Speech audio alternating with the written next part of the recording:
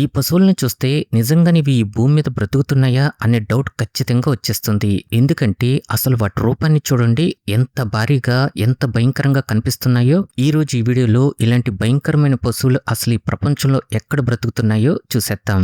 నేను చేసే కంటెంట్ మీకు నచ్చితే ఈ వీడియోకి జస్ట్ ఒక్క లైక్ చేయండి ఫ్రెండ్స్. కింగ్ కాంగ్, ఒక్కసారి దీని రూపాన్ని చూడండి, అసలు ఎంత బలంగా ఒక శక్తివంతమైన మాన్స్టర్ లా కనిపిస్తుంది. అందుకే దీన్ని పెంచుతున్న యజమాని ఈ వాటర్ బఫెలోకి కింగ్ కాంగ్ అని పేరు పెట్టారు. అంతేకాదు థాయిలాండ్ లో బ్రతుకుతున్న ఈ బఫెలో ప్రపంచంలోనే అత్యంత ఎత్తైన జీవించి ఉన్న వాటర్ బఫెలోగా గిన్నీస్ వరల్డ్ రికార్డ్స్ ని కూడా సృష్టించింది. దీని ఎత్తు ఏకంగా 6 అడుగుల 0.8 అంగుళాలు. ఇంకా దీని బరువు వచ్చేసి ఏకంగా 1100 కిలోల వరకు ఉంటుంది. విచిత్రం ఏంటంటే దీని వయసు 3 సంవత్సరాలు మాత్రమే. కేవలం 3 సంవత్సరాల్లోనే ఇది ఇంత భారీ సైజులో పెరిగిపోవటాన్ని చూసి అక్కడ ఉండే జనాలు కూడా చాలా ఆశ్చర్యపోయారు. థాయిలాండ్ లో బ్రతుకుతున్న ఈ వాటర్ బఫెలో రోజుకి 35 కిలోల వరకు ఆహారాన్ని తింటుంది. అందులో గడ్డి, మొక్కజొన్న మరియు దీనికి ఎంతో ఇష్టమైన అరటి పండ్లు కూడా ఉంటాయి. నిజానికి దీని రూపాన్ని చూస్తే ఈ వాటర్ బఫెలో దగ్గరికి రావటానికి కూడా జనాలు చాలా భయపడతారు. కానీ ఇది పూర్తిగా ఆపోజిట్ గా ఉంటుంది. ఈ బఫెలో ఇంత భారీ శరీరాన్ని కలిగి ఉన్నా కూడా మనుషులపై అగ్రెసివ్ గా ఉండకుండా చాలా ఫ్రెండ్లీగా ఉండటంతో జనాలందరూ దీని దగ్గరికి వచ్చి ఫోటోలు దిగటానికి కూడా బాగా ఇష్టపడుతున్నారు. బీఫ్, డిసెంబర్ 2023లో అధికారికంగా ఈ ఎద్దును కొలిచినప్పుడు దీని ఎత్తు 6 అడుగుల 5 అంగుళాలు. 2026లో అంటే ప్రస్తుతానికి ఇది మరింత పెరిగి 6 అడుగుల 6.5 అంగుళాల వరకు పెరిగింది. ఇంకా దీని బరువు ఏకంగా 1100 కిలోల వరకు ఉంటుంది. అంతేకాదు Guinness book of world records దీన్ని ప్రపంచంలోని అత్యంత ఎత్తైన జీవించి ఉన్న ఎద్దుగా గుర్తించి 2026 ఎడిషన్ పుస్తకంలో కూడా చూడదక్కించుకుంది. కెనడాలో బ్రతుకుతున్న ఈ భారీ ఎద్దు పేరు బీఫ్. చూడటానికి కొండల భారీగా దీని రూపం ఉన్నప్పటికీ ఇది చాలా ప్రశాంతమైన స్వభావాన్ని కలిగి ఉండటంతో అందరూ దీన్ని జెంటిల్ జైంట్ అని పిలుస్తుంటారు. ఈ ఎద్దు పుట్టిన 2 సంవత్సరాలకే ఇది భారీ సైజులోకి పెరిగిపోవటాన్ని ఈమె గమనించింది. అలా దీని బరువు మరింత పెరిగితే కాళ్ళ కీళ్లపై ఒత్తిడి పడి అనారోగ్యం పాలవుతుందనే ఉద్దేశంతో దీని యజమాని ఈ ఎద్దుకి ఎక్కువ కొవ్వు పట్టే ఎక్స్ట్రా ఆహారాన్ని ఇవ్వకుండా చాలా జాగ్రత్తగా పెంచుతుంది. ఈ ఎద్దు ప్రతిరోజు 45 కిలోల పచ్చిగడ్డిని తింటుంది. అంటే నెల మొత్తానికి దానికి కావలసిన మేత ఖరీదు సుమారు 33,000 వరకు ఖర్చవుతుంది.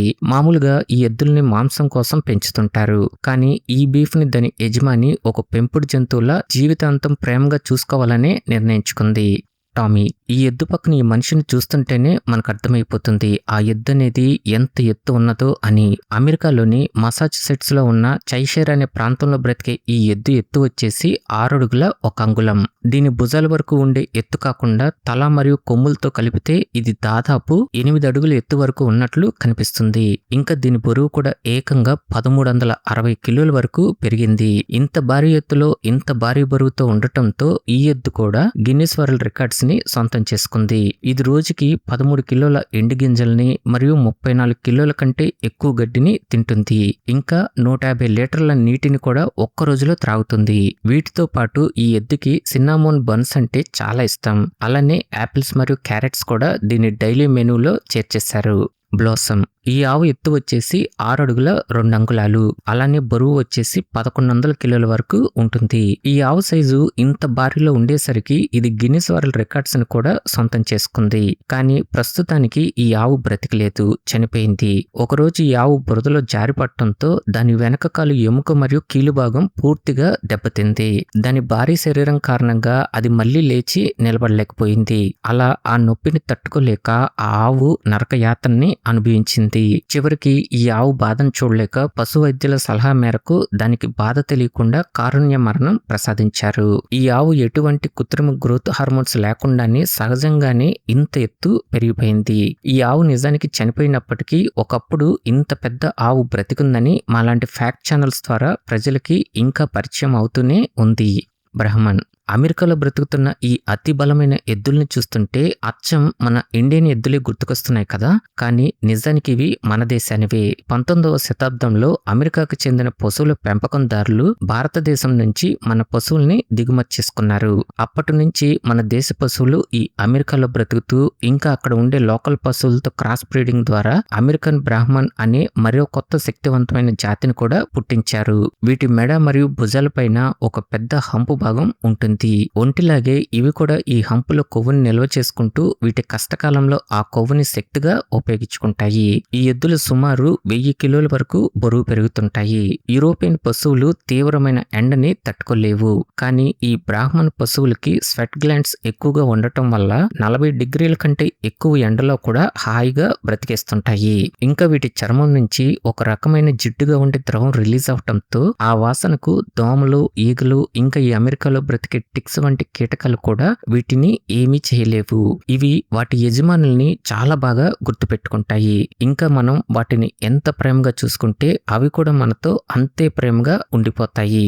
Belgian blue. దీని రూపాన్ని చూస్తుంటే ఇప్పుడే జిమ్లో నుంచి బయటకు వచ్చాయి అన్నంత భారీ కండరాలతో చాలా శక్తివంతంగా ఈ పశువులు కనిపిస్తాయి.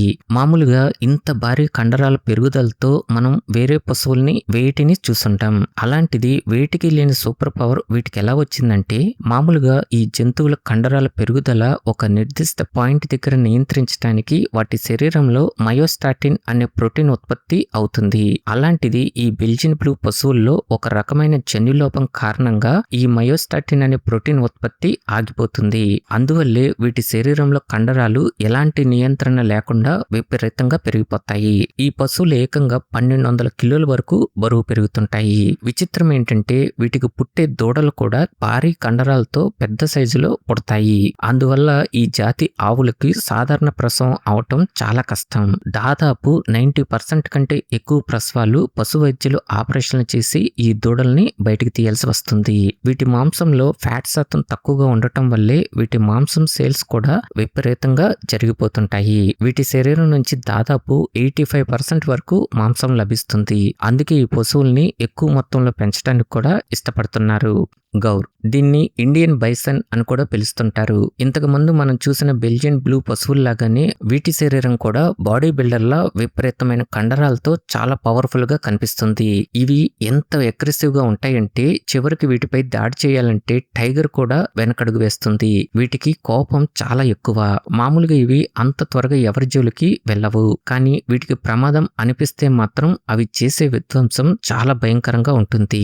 కేవలం ఒక్క గౌర్ ఒక పులికి ఏ మాత్రం భయపడకుండా చంపేసిన సంఘటనలు కూడా చాలానే జరిగాయి. వీటి శరీరం ఇంత హెవీగా ఉన్నా కూడా ఇవి గంటకి 55 కిలోమీటర్ల వేగంతో కూడా పరిగెత్తగలుగుతాయి. సుమారు 5 నుంచి 7 అడుగులు ఎత్తు వరకు పెరుగుతూ ఇంకా 600 నుంచి 1500 కిలోల వరకు ఇవి బరువు పెరుగుతుంటాయి. బెల్జియన్ బ్లూ పశువులకున్న ప్రాబ్లమే వీటికి కూడా ఉంది.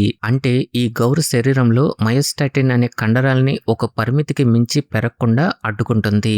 కానీ ఈ గౌరు పశువులకు కూడా ఈ మయోస్టాటిన్ అనేది కంట్రోల్ లేకపోవటం వల్లే ఈ పశువులు కూడా అత్యంత శక్తివంతమైన బాడీ బిల్డర్లా వాటి కండరాలు పెరిగిపోతున్నాయి. అంతేకాదు ఈ గౌర్ గడ్డి మరియు ఆకుల్ని తింటుంది. అయినప్పటికీ దానికి అంత ప్రోటీన్ ఎలా వస్తుందంటే దాని పొట్టలోని ప్రోటోజోవా మరియు ఇతర బ్యాక్టీరియాలు ఇది తిని మేతని విచ్ఛిన్నం చేసి ప్రోటీన్లుగా మారుస్తాయి. అప్పుడు ఆ సూక్ష్మజీవుల ద్వారా వచ్చే ప్రోటీన్లను ఉపయోగించుకుని ఇవి కండరాలని అభివృద్ధి చేసుకుంటాయి. చియానినా. ఇది ప్రపంచంలోనే అత్యంత బరువైన పశువుల జాతి. ఇటలీ దేశానికి చెందిన ఈ జాతి ఎద్దులు చూడటానికి తెల్లటి రంగులో పొడవైన కాళ్లతో ఇంకా భారీ కండరాలతో ఒక తెల్లని ఏనుగులా అంత భారీగా కనిపిస్తుంటాయి. అంతేకాదు వీటి ఎత్తు కూడా 6 అడుగుల 7 అంగుళాల వరకు పెరుగుతూ ఇంకా బరువు కూడా ఏకంగా 1600 కిలోల వరకు పెరుగుతుంటాయి. 1955లో ఇటలీలో ప్రదర్శించిన డెనెట్టో అనే చియానినా ఎద్దైతే ఏకంగా 1780 కిలోల బరువు తూగి చరిత్రలోనే అత్యంత బరువైన ఎద్దుగా గిన్నిస్ వరల్డ్ రికార్డు కూడా సృష్టించింది.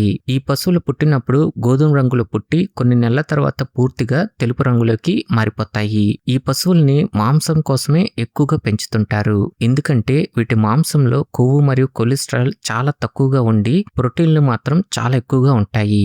అందుకే వీటి మాంసానికి డిమాండ్ కూడా అంతే ఎక్కువగా ఉంటుంది. African buffalo. మామూలుగా ఈ ఆఫ్రికన్ అడవుల్ని ఏలే బిగ్ 5 యానిమల్స్ అంటే సింహం, ఏనుగు, చిరుతపులి, ఖడ్గమృగం అండ్ ఈ కేఫ్ బఫెల్లో. ఇది కూడా టాప్ 5 జాబితాలో ఉందంటే ఇప్పుడే మనం అర్థం చేసుకోవచ్చు ఇది దాడి చేసే విధానం ఎంత దారుణంగా ఉంటుందో అని. ఆఫ్రికాలో వేటగాళ్లను మరియు స్థానిక ప్రజలను అత్యధికంగా చంపే జంతువుల్లో ఇది కూడా ఒకటి.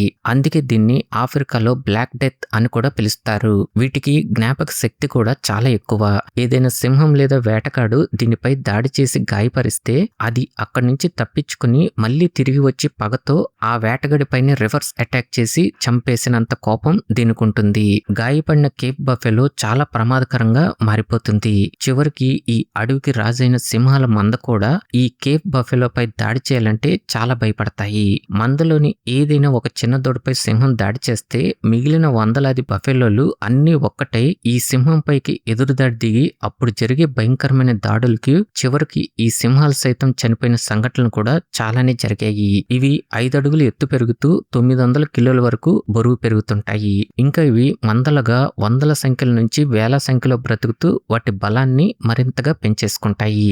అంకుల్ వాట్సీ ఈ పశువుల్ని చూస్తుంటే అవి కొమ్ములు కాదు 2 పెద్ద చెట్ల కొమ్మలను మోస్తున్నట్లుగానే కనిపిస్తాయి. ఇంకా అవి మోస్తున్న ఒక్కో కొమ్ము బరువు ఏకంగా 45 కేజీల వరకు ఉంటుంది. అంటే ఇది ప్రతిరోజు 90 కేజీల బరువుని మోస్తూనే ఉండాలి. నిజానికి ఇలా ఏ జంతువు చేయలేదు. కానీ ఇవి అంత బరువుని ఎలా మోస్తున్నాయంటే ఈ పశువులకి వాటి మెడ కండరాలు చాలా బలంగా ఉంటాయి. అందువల్లనే ఇవి ఇంత బరువైన కొమ్ములను కూడా అంత ఈజీగా మోస్తూ బ్రతికేస్తున్నాయి. ఆఫ్రికాలో బ్రతికే ఈ పశువుల కొమ్ముల పొడవు 3 అడుగుల కంటే ఎక్కువగానే పెరుగుతుంటాయి. వీటి కొమ్ములు చూడటానికి ఇంత భయంకరంగా కనిపిస్తున్నప్పటికీ ఇవి మనుషులపై అగ్రెసివ్ గా ఉండే పశువులు కాదు. మనుషులతో కూడా ఇవి చాలా ఫ్రెండ్లీగా ఉండటంతో చాలా మంది ఏమాత్రం భయపడకుండా వాటి ముందు ఫోటోలు దిగటానికి కూడా బాగా ఇష్టపడుతుంటారు. ఓకే ఫ్రెండ్స్, ఈ వీడియో నచ్చితే మీ ఫ్రెండ్స్ కి తప్పకుండా షేర్ చేయండి. ఇంకా మన ఛానల్ ని సబ్స్క్రైబ్ చేసుకోకపోతే ఇప్పుడే వెంటనే సబ్స్క్రైబ్ చేసుకోండి.